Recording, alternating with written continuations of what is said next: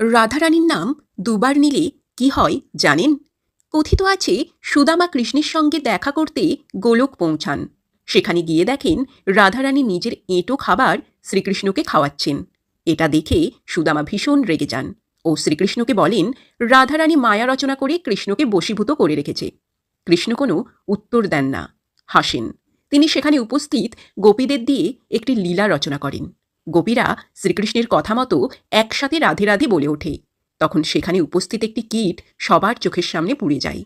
গোপীরা আবার রাধে রাধে বললে সেখানে থাকা একটি প্রজাপতিও মারা যায়। এতে সবাই ভয় পেয়ে যায়।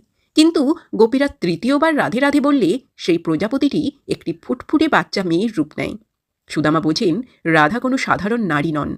রাধার নাম থেকে এক প্রাণ কীটজনী মুক্ত হয়ে মানবজনী পেল। শ্রীকৃষ্ণ নিজে বলেছেন কৃষ্ণ নামের থেকেও রাধা নাম অনেক গুণ বেশি শক্তিশালী।